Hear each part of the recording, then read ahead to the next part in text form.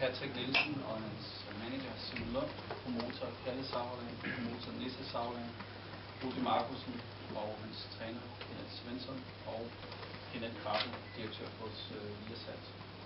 And now I would like to pass it over to you, Kalle, for your thoughts on this fascinating matchup. Thank you. Thank you for the introductions. I didn't understand them, but I'm sure they were very polite. Let's hope that the press conference is also polite in a few minutes' time when the boxers can talk. But let me tell you a little bit about the background to this, and on behalf of my brother and me, we're very proud to present something which I think hasn't happened in Denmark in a long, long time. A real Danish dynamite derby, bad blood as we've titled it. Basically two great fighters who don't like each other. And if you look at the sport of boxing, it's rich in history. In recent times, Zora last year, the Groves Froch fight at Wembley Stadium, you know, grudge matches, hatred matches, always add that extra spice, especially when it's a real, genuine dislike for each other. But I want to leave that a little bit in the background now. I think we've also got two best Danish middleweights. My brother will talk a little bit more about the sporting side in a minute. But for us, it was, you know, the media, everyone in this room, and obviously the big papers and the big media outlets describing it before the fight was made as the Danish super fight, put us under certain pressures to get the fight made. It wasn't easy. It was rather difficult, rather expensive. But okay, I'm always complaining about money. But it was a difficult fight to make. A fight, though, that I think will be very worthwhile for the fans, who will see a great night's entertainment. I think these guys are going to push themselves to the limit more than normally. It's always the case when you have fights where it's not just the sporting side, it's also a genuine dislike for each other, where these guys are going to go above and beyond what a boxer normally does in a ring. So we're prepared for a great night of action. I'm sure the build-up will be very exciting, and lots to write about beforehand and lots to talk about. The ticket sales in the first 24 hours, we sold over half the tickets. That is better than we've actually done with any Mikkel Kessler fight before in Denmark. So the interest is there. We were actually sold out last week. We've now managed to change certain things in the production to allow us to have another 500-600 tickets that we're putting back on sale this afternoon. So, of course, it will be a big sellout, but there are a few tickets left now. And from me, I think that's all I need to say. I'll pass to my brother, who will, well, I'd actually go first to Kenneth from Viasat, who will also say a little bit about how we ended up making a deal for the fight. I forhold til selve tv-delen, så kan jeg sige, at det kommer til at være en pay-per-view-kamp. Det er en nødvendighed for at kunne få en kamp af den her størrelse op at køre. Men vi er jo super glade for at få lov til at kunne levere den her til danskerne. Det er, som Sauerland sagde, den største kamp mellem to danskere i årtier. Så det er jo helt forrygende i forhold til en tv-produktion. Så det ser vi super meget frem til. Vi kommer til at gøre rigtig meget ud af vores dækning på dagen. Vi starter ud allerede kl. 18 på 3+, hvor vi kører Nordic Fight Night med en række kampe. Og kl. 21 går vi så over til studio, hvor Camilla Martin og Joey Gamache vil være værter. Og så vil vi have gæster, eksperter, venner og så videre inde i studiet, så vi kan lave en rigtig god nedtælling til den her fantastiske kamp. Kl. 23:30, måske en anelse senere, forventer vi, at selve kampen går i gang. Det vil så ske på pay-per-view. Det der vil ske, det er, at pay-per-view-kampen vil være tilgængelig på en række forskellige platforme. Det vil sige, at den bliver ret let at komme til. Man kan gå ind på boxkampen.dk og se alle de her adgange, og også følge løbende, hvad der sker af updates. Men der vil selvfølgelig være adgang via Viaplay, så vil der være adgang via Viasats Parabol via sit promoterbrødrene. Derudover har vi lavet aftaler nu med TC, UC og med Stofa. I don't know what else I can add to that, but you know, I'd like to draw the analogy. It's a local derby. You know, these guys are both from Copenhagen. It's a local matchup, but it's taking the imagination of the whole nation. You know, I'd like to compare it to if Tottenham Arsenal, a football analogy, if that happened every 30 years, this is what it's like. The tension's going to be high on the night. You've got both of them have challenged for world titles, so it's a high quality of boxing, and they genuinely do not like each other. So, you know, I'll introduce Patrick on my right. You know, Patrick is top 15 with all the world governing bodies. He's fought for a world title away in Russia. Lost the fight there, but put in a very tough performance. And, you know, there's not much more to pass to you, Patrick. Ja, jeg glæder mig utrolig meget til den her kamp. Jeg er ikke nogen quitter. Jeg har brugt det meste af mit liv for at opbygge den, jeg er. Og jeg har boet 3 år i helvede i Tyskland. Rudy boede der 3 dage, hvor filmen knækkede for ham. Fordi alt var for hårdt dernede, men det tog mig 3 år, før jeg ikke gad det mere. Så det vil jeg bare lige sige, den her kamp, alt bygger op om den her kamp, og nu glæder jeg mig bare til at bevise, hvad der kommer til at ske i den kamp. Altså 3 år og 3 dage, det siger lidt. Hvad er din respons til det? Nå, det var nogle andre ting, der var bag, så det tager ikke. Well, let's go on with the coaches, and we'll get back to the fighters. We are delighted to be joined by former 2-time world champion Joey Gamache and Kenneth Svensson, 2 coaches who will be aiming to mastermind career defining wins for their fighters. Joey. Rudy! Ja, der vil være... Er du sindssygt? Ved du godt, at du er den største inspiration til alle vores kyllinger? Den allerstørste inspiration. Vi elsker dig, altså. Du må ikke lige få taget din selfie også og sådan noget. Helt seriøst, vi elsker dig, mand. Du får et påskeæg også. Vi kommer til dig. Vi bliver vildt.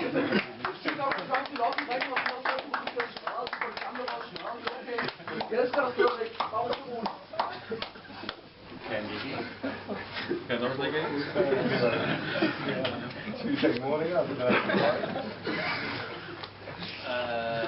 Yeah, back to the agenda. Joey, can you give us some indication of Patrick's mindset going into this fight? Yeah, Patrick has been working since his last fight, in great shape. Everything's in place. We're excited about this fight, motivated. Rudy will bring out the best in Patrick. Patrick is the present and the future, and Rudy's the past. Patrick's too young, too hungry, too good for him. So we're excited. But yeah, you've obviously been studying Rudy. I know that analyzing his fights, looking on his strengths and weaknesses. Do you see any threat does he pose any threat to Patrick? Well, I mean, he can punch, we know that, so he's always dangerous because of his power. But with Patrick's style, Patrick's got a difficult style to fight. He's a good body puncher. Rudy doesn't like it to the body, we know that. Patrick's a good technician. Rudy offers one thing, he offers his punch, and that's what he's going to come out with. We're going to outbox Patrick. We're going to come out fighting and look to make it a war early. So we know that. We're ready. I've watched him every night, and I'll see him up to the fight every night, studying what he's doing. So we like what we see. Thank you, Joey. Lad os komme over det modsatte hjørne. Til dig, Kenneth, du har jo kendt Rudy i rigtig lang tid. Hvor motiveret er han på den her kamp? Og hvor meget vil du betyde for ham at stå på pladsen? Må jeg sige en ting før jeg svarer på det spørgsmål? It's just a comment to Nisse. I just want to congratulate you with putting up this fight. You and I know it has been a long way, and that there's some hard spot on its way. But I congratulate you because this is what the Danish boxing fans want. Okay. So good work. Thank you, Kenneth. Jamen, jeg spurgte jo til det her med, at du har kendt Rudy i rigtig lang tid. Kender ham jo bedre end mange andre. Hvor gerne forud for den her kamp, og hvor meget vil det betyde for ham at slå Patrick? Jamen altså, naturligvis er motivationsfaktoren jo høj. Det har jo været i en halv år, i form af de ting, der er sagt og frem og tilbage og så videre. Det er jo også klart, at Rudy er jo på et stadie i sin karriere, hvor der jo ikke er så mange skud tilbage i bøssen. Og Rudy jagter jo stadigvæk en kamp for et DFL. Og nu er det her dukket op, som jo næsten er lige så stort. Og hvis ikke det motiverer ham, men det kan jeg fortælle, det gør det. Og for hver gang, at Patrick nævner noget om at give op og bruger alle mulige andre end lige ham selv i forhold til den her kamp her, så kan jeg mærke på Rudy, at så bliver han et par år inde. Spændende. Og hvordan har I trænet op til kamp? Jamen altså, der var jo en kamp i september måned i Frederikshavn, og der brugte vi jo et ganske langt forløb op til den kamp. Så har Rudy holdt nogle få dages afslappning efter det, og så er vi jo egentlig gået i gang med forberedelsen til den her. Og der har vi jo blandt andet også udvidet teamet med et par rigtig dygtige fysiske træner, som også er med i år, således at Rudy kommer til at stå snor i den 12. december. Patricks manager, du har jo en historie med Rudy, og i den grad en historie med Patrick. Hvordan, altså du kender de her to bokser rigtig, rigtig godt. Hvordan ser du på den her? Der er ingen tvivl om, at Rudy er ældre, og Patrick er nogen friske. Som Patrick så fint sagde, så synes jeg, at han har fortjent den plads, han har nu. Han har bygget den op igennem rigtig mange år, hvor der har været en periode, hvor Rudy har været ude med skader og hvad der ellers har gjort sig gældende. Så der er ingen tvivl om, at i mine øjne er det en spændende kamp, en god kamp, men der er ingen tvivl om, at Patrick vil løbe Rudy over inde på den.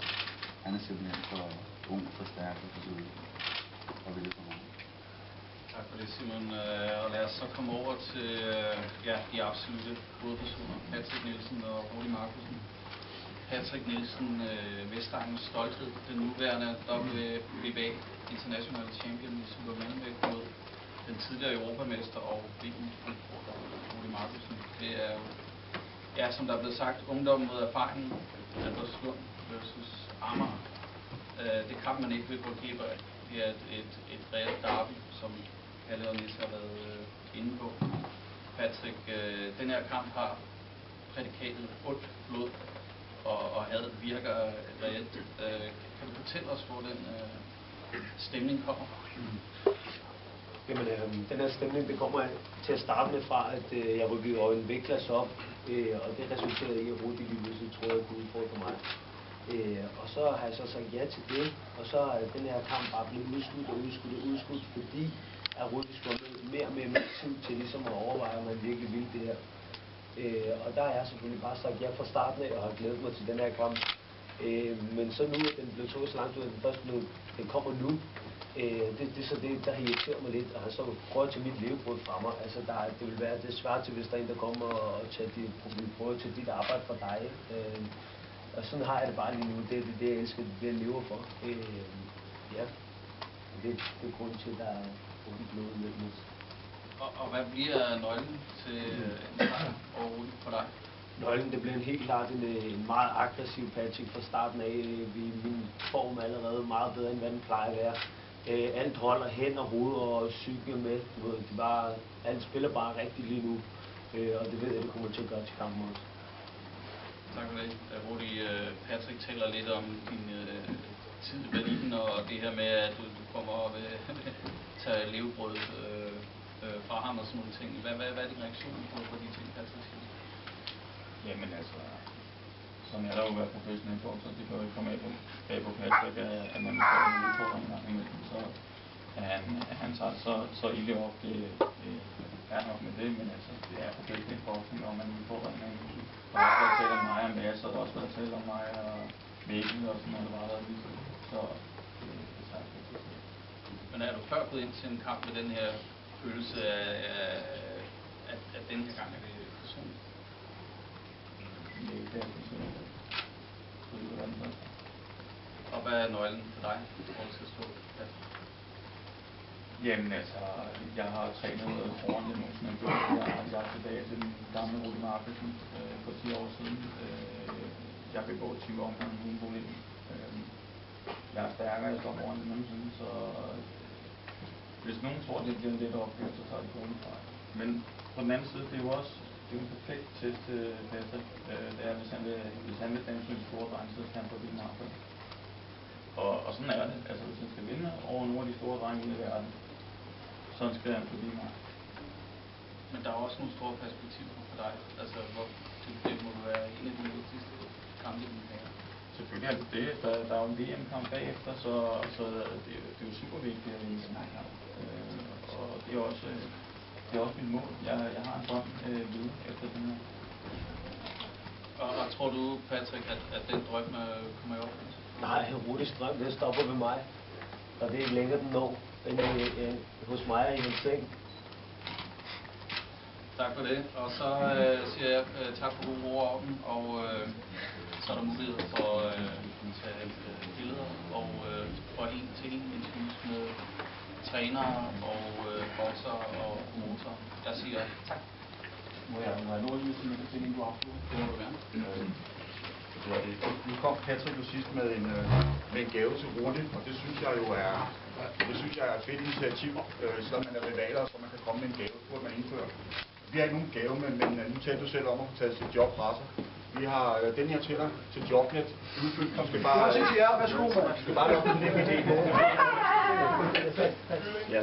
Yes, so can we get you in the We middle? go in separate ways. You go this way. Gave,